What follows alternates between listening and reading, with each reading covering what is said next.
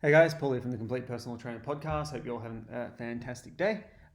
Just going to talk about programming today, writing the perfect program. So a lot of my students are sending me a lot of programs for analysis and to help them write better programs for their clients in whatever particular circumstance that they are.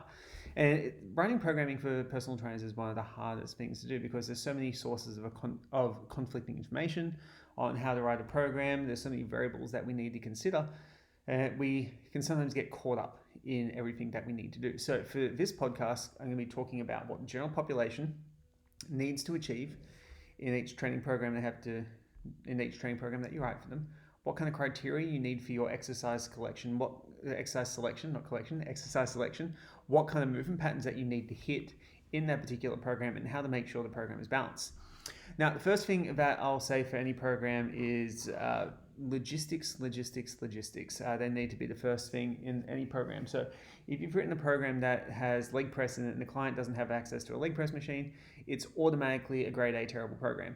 So we need to make sure that logistically the program can be done in the environment it's going to be done in. So this is where another student wrote me a program where it was a giant circuit, like 8 exercises in a row using 5 or 6 different machines. Logistically, nightmare in the gym to get it done. Would it give a good workout? Yeah, it would. But it wouldn't be able to be achieved in a commercial gym environment, which is where this client trains. So logistics need to come first. So when you write your first program, when you think of your structure, where's it going to be done, it needs to be able to work in that particular environment, in that context at that time. Next thing is exercise selection. So with exercise selection, there's an optimal exercise for every movement pattern. There's like a goal exercise that we can get to. What we need to do is base our exercise selection on our clients' individual movement capacity and preferences and individual needs. So this is where I use the Mpc Movement Screening. Other people use other systems. It doesn't matter as long as you have a system. Mpc one's better, but as long as you have something to go on, this is where you're going to be able to identify exactly what your client needs to do in the gym, what they can't do yet, and what they can do freely without restrictions. So for some clients, like if they're really struggling with pain overhead pressing, you're not going to load the overhead press and hope that they just get better miraculously or do it because it's a movement pattern that you have to cover. You're going to figure out what they need to do to get better so then they can go into that overhead press, whether it's gradual reintroduction of the movement at an incline, whether it's corrective strategies to help the scapula move freely, whatever it is, it's your job to figure it out. And that should be kind of the first thing you program in a base level program for your personal training clientele.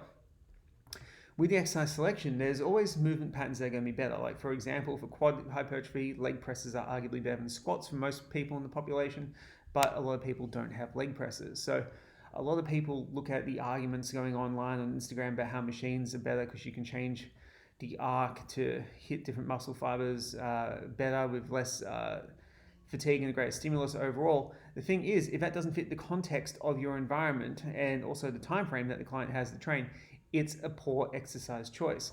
So if I had a client who had only 30 minutes to train 4 times a week, would I be using machines? No, probably not. I'd probably be giving them barbell type work, so things like bent over rows, which aren't apparently good for hypertrophy because they fatigue the lower back. Because I've only got a limited time, I want to make sure that they get back, like upper back, lat work, and they get some lower back work and strengthening as well, and this positional awareness that will carry over to the Romanian deadlift and barbell deadlifts and other posterior chain exercises. So if I worry about, I can't do this because it's going to create too much fatigue, it needs to be context specific. With things like, in terms of movement patterns, what you should hit for a general population client is quite simple. Based on their movement screen, you should hit some kind of squat pattern, and these things can be broken down a little further.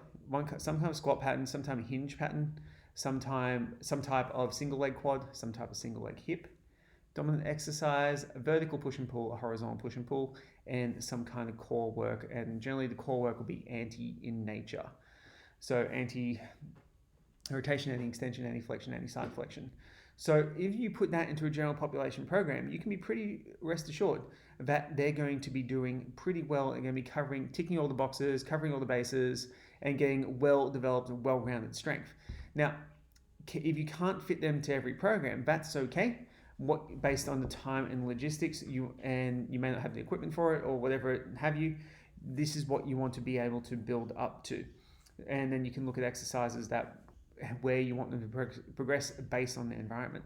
and based on the goal. So if I had a client, I had to put a horizontal push in the program, and they're a general fitness population after general health, strength, well-being, feeling better. If I had a choice between prioritizing between a barbell push-up and a barbell bench press, and a push-up, I would prioritize the push-up because I know it's going to tick more boxes. It's going to get my anti-extension core strength, anti-flexion core strength as well if you hold it properly. It's going to help integrate scapulohumeral rhythm. It's going to do a lot more than a barbell bench press. But I have a client coming to me with hypertrophy. If I was going to look barbell bench press, if I had the option, I'd probably go incline dumbbell bench press because then we could align the fibers of the pec major up better for a better contraction profile, and they've probably got more time available to train. So lots and lots of different contexts and considerations and questions that you need to ask yourself based on that client, their availability. And if you can do that, and you can put that into a package that works for that client, you've literally written the perfect program for that person. Now, the program will have errors in it. The program will have things that I could look at and go, all right, cool, I'm going to pick on that and go, hey, you've missed this, you've missed that. And the best strategy and the best piece of advice I could give in this context is to pick which ones you want to miss out on. So, example being, if I had a client who exercised with very limited equipment, and I've got all these movement patterns to go with that I want to cover, but I find that they're quite strong, I'm probably going to miss the bilateral squat exercise in a client who has very little equipment and prioritize single leg stuff because it's going to give me more bang for my buck. It requires less loading, it's going to create more mobility, and they're not going to be able to load that squat heavy anyway, so it's going to become a detrained movement pattern over a period of time. So have a look at your programs that you write your clients. First of all, look at the context that they're done within. Can they do that? From here, then look at your movement selection. See, is it the best use of time based on best use of movement and best use of exercise in the time that you have available with the equipment that you have available relative to the goal that you have available. So this is where like bastardizing exercises like bench press, because they're not the best chest hypertrophy exercise, isn't the best idea because it may be the best, someone doesn't have the equipment there, it may be the best chest hypertrophy exercise that they can perform. And from there, then look at the movement patterns that you need to cover in the course of a program. If you miss any, have a look at why you missed them and are you hitting it somewhat with something else, and you can then decide which movement pattern you are comfortable with missing out on based on the equipment and based on the carryover. So if I had very little equipment like a kettlebell, I probably wouldn't worry about doing a heavy hip hinge with my clients.